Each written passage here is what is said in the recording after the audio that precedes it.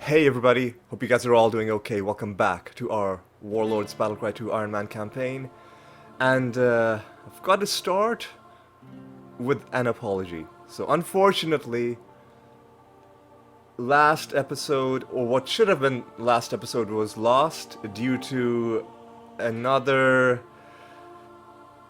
bizarre technical problem that I've run into. It seems that it's been happening quite a bit these last few episodes. Each time it's been a different problem, so it's not like I could even avert these disasters by learning from the problem, because each time it's been a different issue. So the problem that happened this time, well, let me take a step back and first explain how I record this series. So I'm playing the game through a virtualized instance of Windows XP that's running through VirtualBox. And that's the window that I want OBS to capture. However, before I can launch it, I need to open VirtualBox itself, and the VirtualBox interface is its own separate window. And unfortunately, because OBS is very confused, if that launcher window is still open, it'll capture that instead of the actual window that I wanted to capture. And I think it is best explained visually. So I'm gonna just now pull up a screenshot of the launcher video. In fact, this is a screenshot of of what was actually recorded last episode. Pulling it up now. Oh, I accidentally disabled my screen capture. What I should have done was I should have enabled this screenshot. There we go. There it is. That is what OBS unfortunately captured for the entirety of the episode. It was about like half an hour long, about 20 minutes, something like that. So sadly, the entire video looked like this. And whereas previous times when I had technical difficulties, I was able to kind of salvage things. So when I recorded in the wrong setting, I cropped it out, and it was low resolution, but you could still kind of make out the action. When there was that weird background process running that killed the frame rate of the recording, I skipped ahead to when the problem stopped. In this case, I think you will agree that this is unsalvageable. Like, there's nothing I could have done to like reinstate what the video should have been. There is no way to make a watchable video out of this. Now, one thought that you might have, because this is a real screenshot of that video, and like part of it you can see is the victory screen when I won in the Realms of Plague. You might be wondering, hey, why not do the same thing that you did when you cropped the video? Why not crop that part and then stretch it? But the problem, well, there are two problems with that. The first is that it's just so small that if I cropped and then blew it up, it would look so bad and so blurry that your eyes would literally hurt from trying to watch it. And I'm pretty sure that is considered a faux pas, causing physical pain to the people watching your videos. But the other problem is that this is just a preview window, so it's not duplicating everything that's going on in the real window in real time. It's just showing like every 20th frame, for example. So not only would it be blurry, but it would just barely be moving at all. It would be like just a PowerPoint slideshow almost. So it's unwatchable, right? I think that's enough of this screenshot. We can get rid of it, and we can get back into the game. We'll take a look at our stats. Before we jump into the campaign map, I thought about how to handle this. You know what, let's jump into the campaign map so that I can show you the territory that I took. This is the territory that I took. So what I'm gonna do is, before I do anything in this episode, I will recap what happened last episode. And I know you guys missed it, but you know, if I describe it vividly enough, maybe you'll feel like you were there with everything that happened last episode. So I'm gonna start from the very beginning. As soon as I got into the game, there was an event, I was offered an item. It cost like 100 and something crowns. And I was fully intending to not take it, but I guess I can't read, or I got confused. I accidentally bought the item rather than canceling it. So I wasted a bunch of crowns. I was tempted to not even tell you that because I felt so stupid doing it. Like in the video, I even said, hey, you know what? I'm not gonna buy this item. I want to save crowns for set items. And, like literally a second after I said that, I clicked the button to buy the item. But the reason I'm telling you about this is because a lot of crowns went into that failure on my part. And if I didn't tell you, you would have noticed that the numbers aren't adding up, because I do have fewer crowns than I ended the episode before that with. And if you were astute, you'd be wondering where that money went. So I'm just being transparent, just so you know that I'm not cooking the books on this one. So that was the first thing that happened. After that, we attacked the Realms of Plague, and this was an interesting map, and I feel so bad that you guys didn't get to see it. So before we went into the map, I read the description, and it said that Lord Antharg, Master of Plague, lives in these lands, and I talked about how if this was Battlecry 3, then this would be the home of the Plague faction. But of course, they don't exist in Battlecry 2, so I genuinely didn't know who we would be facing when we went in. We went in, one of the first things that happened was we were immediately attacked by a black undead hero. Like, he just threw himself at our base. He was an illusionist, so it was not difficult to take them down. They don't have a lot of good ways to damage, nor do they have a lot of combat bonuses. So it was easy work for our Minotaur Kings to take him down. But because that is a thing that rarely happens, you don't often have a hero just throwing himself at you in a mad suicide mission. The only other time I saw it happen was, I think in one of these maps, like Skullguard or Iceguard or something like that, or one of these maps where what had happened was there was a stationary enemy whose AI was bugging out, and rather than staying in one place, they, I guess, thought it was a pitched battle and just ran straight at me and got killed that way. So that was one of our opponents. There was a stationary black undead enemy whose hero and whose units got themselves killed straight away because of the buggy AI. But it wasn't just that. The black undead enemy was also periodically spawning other enemies in on the map. In this case, lots and lots of zombies. And I think this also happened in that other battle with the buggy AI. Like in that map, there were skeletons spawning in, and in this case, there were zombies spawning in. So maybe there's something about the way this game handles the spawning in of enemies that breaks the AI for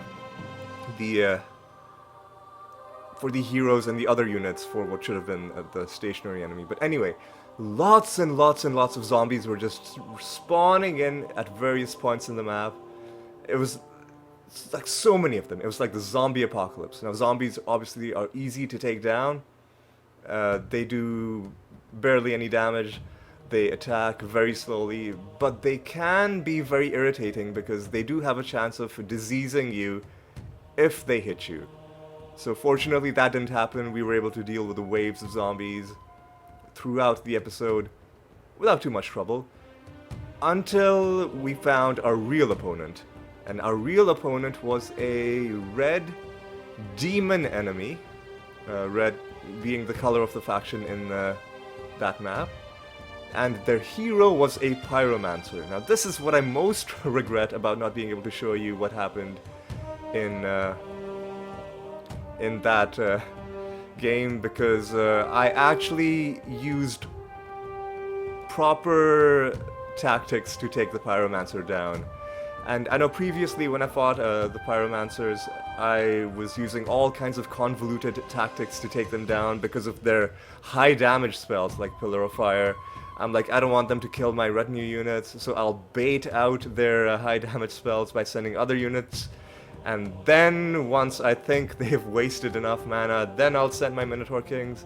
But what I didn't realize until later was that you can just use resist fire to temporarily make your units immune to fire damage. So I used that, and I took down the hero, and it was so glorious.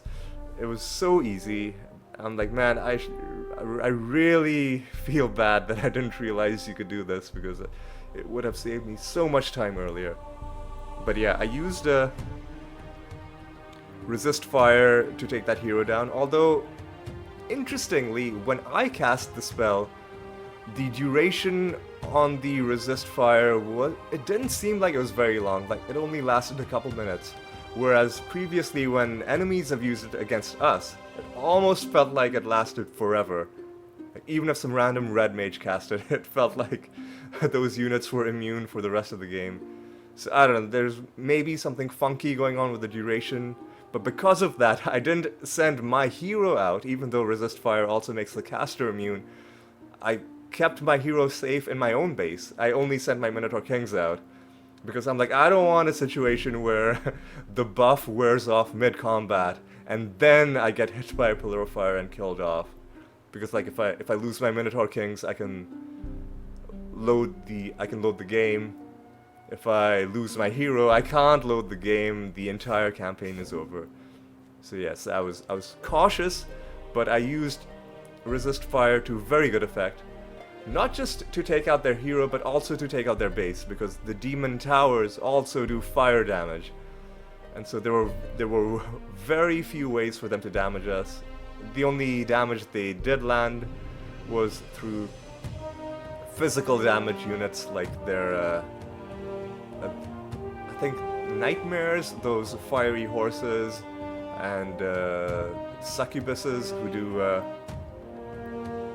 slashing damage, and I think something else that was doing piercing damage, and imps, those flying units with a magical ranged attack. But other than that, they had no way to damage us. We wiped them out. It was a quick fight. Right after that fight, orcs tried to take Sartek's maze away from us in a pitched battle.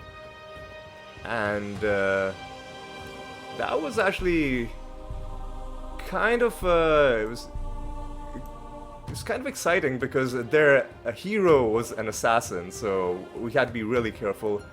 But we took him down pretty handily. I took the retinue that I took into the fight was 2 fully leveled Minotaur Kings, 2 Archons, and I think the rest of them were Minotaur Shamans, just so I could cast Pillar of Fire, you know, as a last resort if all else was failing. But I didn't even need to use any of them, any of the Shamans. I was able to kill everything mainly with just my Minotaur Kings and with my Archons. And the good thing about that is, when you get events like that, you get extra crowns as a reward. So I made back some of that huge loss that I incurred from that stupid item that I bought. Although I think I might have even kept the item in my backpack, and that I wasn't using it, but I kept it because it was better than the other thing that I was keeping but not using. It was a necklace, I think. We'll see it when we go into battle this time. And yeah, so last time, Realms of Plague, like there was a bit of a kerfuffle in Sartek's maze, and that was all for last episode. This episode, I said if Theira or Theira was still in orcish hands, that I would I keep clicking back to OBS just to make sure that something hasn't opened up the virtual box window again, because that was... Well, that's a lesson I'm never gonna forget. Let's just leave it at that. But yeah, no more talking about the failed episode. Let's focus on this episode where I said if Theira was still in orcish hands, we would be attacking it. Because I do want to get my defensive bonuses just to, you know, a bit of added security wouldn't hurt. So yeah, we're gonna go after this. We got the piercing damage from this. Now we're gonna piercing armor from this. Now we're gonna get some crushing armor from that. All right, let's take a look at the conditions. No special victory conditions, no special rules. Okay, let's take another look at the description. Therian Knights protect the kingdoms of Agaria against invasions from Troll Country. Alright, so I guess probably humans and probably trolls? Although trolls are an orcish unit, so we might be fighting like a proper orcish opponent. Hard to know. The description didn't really help us out too much. We're gonna go in with our minotaurs. Oh, a random map. This... hang on.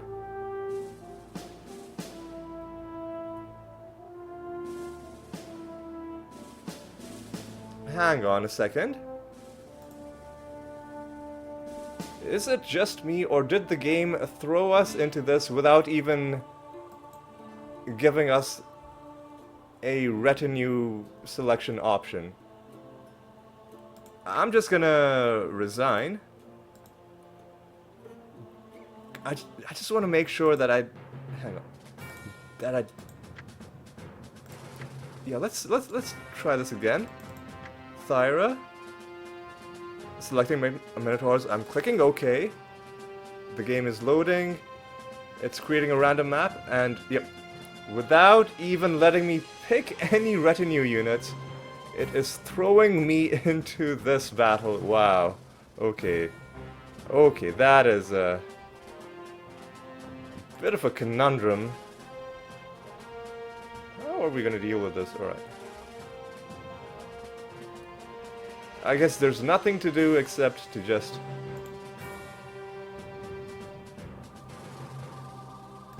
go ahead and do this, alright?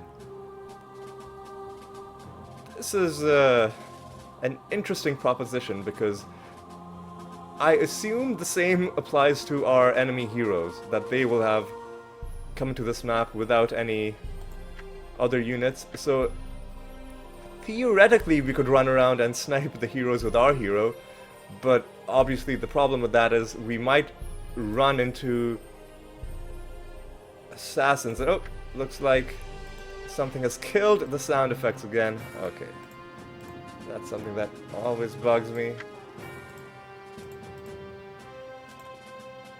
Come on. Okay, let's save the game. Let's quickly... I hate that there's no way to go to the main menu from here, so let's quit and launch the game again. Oh, everything is going wrong. Let's first of all set the sound. Like, I don't know how, this is such a weird problem that I've been having with this game for ages, and I hate that it happens. Alright. Let's make sure everything's going fine. Alright. So we're gonna have to build two different ziggurats here. Ooh, another level 3 mine. Alright, that's gonna be nice.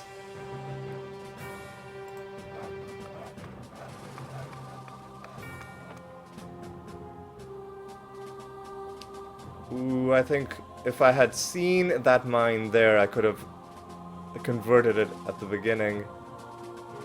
You know what? Let's make a thrall.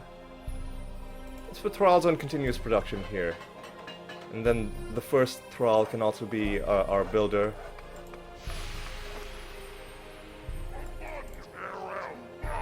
Alright, let's get this level 3 mine. We're also gonna have to start getting our fire elementals.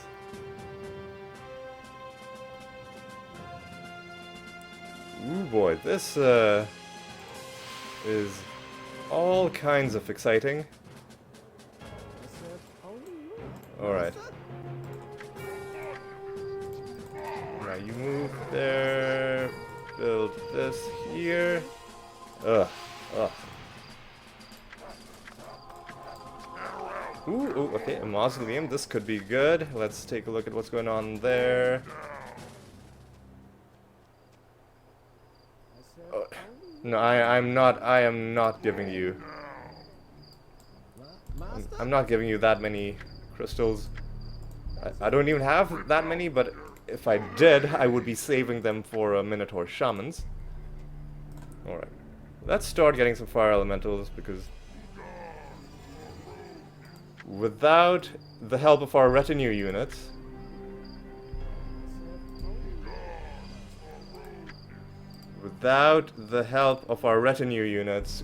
these guys are gonna be kind of crucial.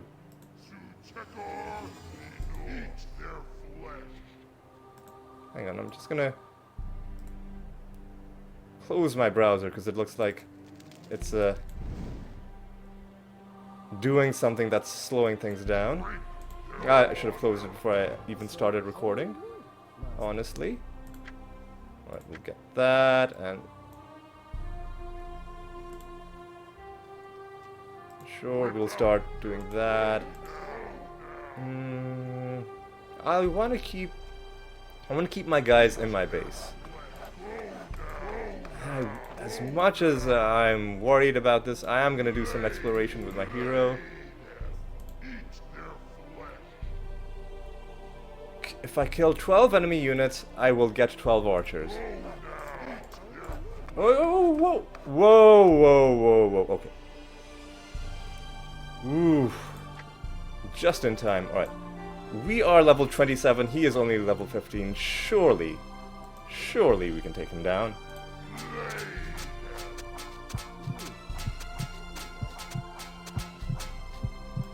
Excuse me? Surely assassination should be triggering, right? So...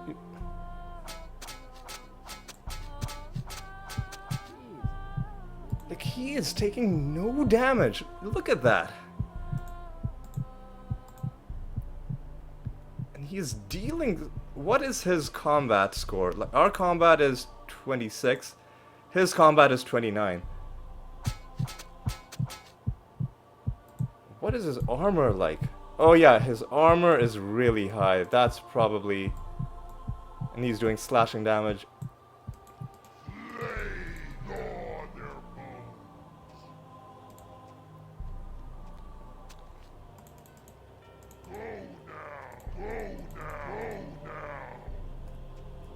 What is he doing? Oh, he's trying to convert our buildings. Well... are 3 fire elementals gonna be enough? The answer is no. What about Pillar of Fire? Is that gonna help at all? You know what? Let's see what we can do. Let's see how we can do this.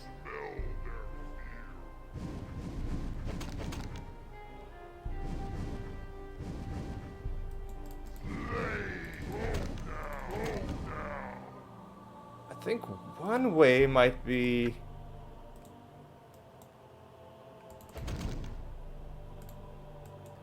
if we kept confusing him by constantly changing which units are attacking him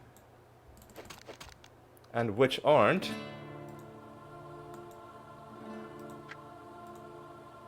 we might be able to cheesily take him down that way. This is a goblin who is also part of this blue faction. Now that is weird.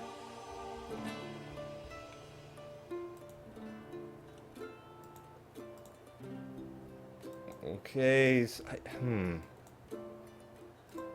First of all, you go down there. Take down this goblin. Keep attacking him. I think we might be able to do this.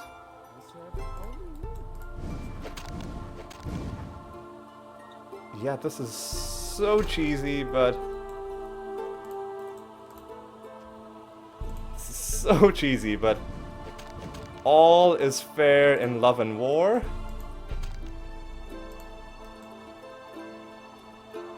Wow, okay, come on, come on. Now we've convinced him to leave. Now I think what we need to do is we need to hunt him down. And so I think it was the right idea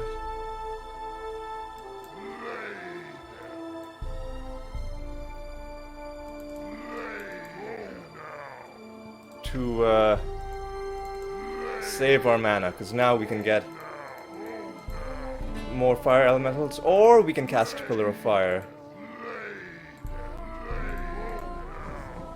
Oh no, those fire elementals accidentally killed that. Oh, it's a human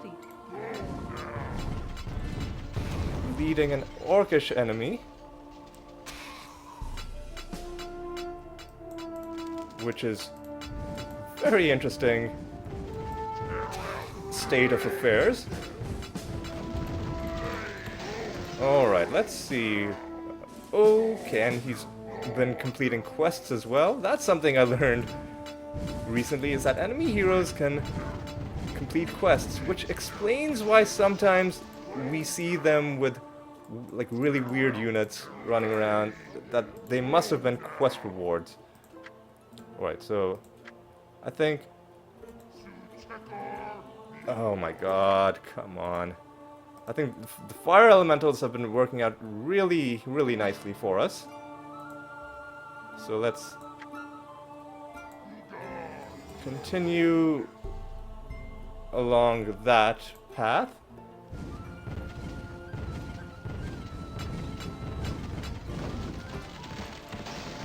And get a couple more of them. Upgrade complete.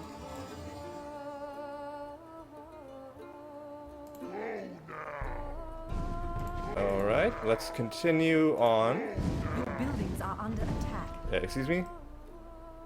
He's back there trying to take our stuff. Again.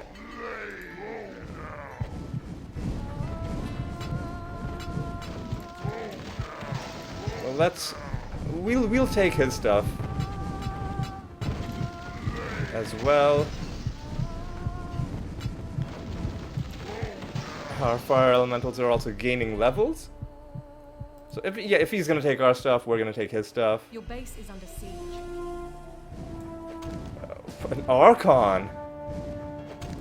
Excuse me? Was that his? No, there's a celestial temple that I missed. Okay, yeah, that's not good. That's not good. Your base is under siege. So that Archon is gonna probably destroy our base.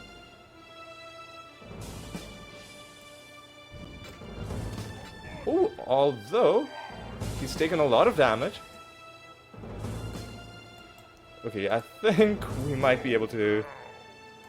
If this is his hero building this, I think we might be fine. Do we have enough for another fire elemental? We do. Our mana regen is coming through for us. Like, it's so clutch. There we go. There we go. This surely is gonna be it. Your base is under siege. That is his hero. He is still injured. So let's take him down. An enemy hero He is done. He is done. And while we're at it, we'll show... I don't know if this is the necklace that I kept, that I wasted those crowns on. It might be, it might Your not be. base is under siege. But yeah, now we've got to deal with his silly little celestial temple. And what's attacking our base now? Oh, a gob shooter with a very high range. You know what? You guys, let's have our thralls. Oh no, I was gonna have our thralls destroy that with their bare hands. It would have been so hilarious, but sadly no. Sadly no.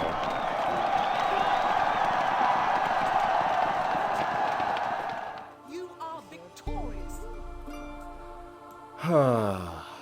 Okay. That felt pretty good, got a bit of experience. Lost a unit, probably one of our thralls. I didn't lose any of our retinue units, but that's good. Once again, our opponents are trying to get us to end our campaign, and once again, I'm gonna continue our campaign. Like, as awful as it makes me feel, I just feel like it would be so unsatisfying for the campaign to end simply with a bit of text from the game telling us that we've won. I would much rather it end by us actually taking every single territory. For that reason, we are gonna wage unrelenting war. Which actually sounds kind of badass. Unrelenting is a great word, I do love it. But yes, now we've taken Theira, another strange map. Maybe not as strange, but in its own way strange. Like, it started us off without any without any support from our retinue, so we had to get a little bit creative. We had a celestial temple on this random map, which is always fun, and our opponents were actually the ones who used it rather than us. So a lot of odd little things going on with this map, but ultimately we did win, and we did get even more even more armor. So now we have Pierce / Crush fire magic. That might be every kind of armor, right? Pierce / Crush, fire and magic. Yeah, what could possibly be left? I think we now have bonuses to every armor type. And yeah, now it's time to call an end. But before we call an end to the video, let's pick out another tentative target for the next video. And like, the major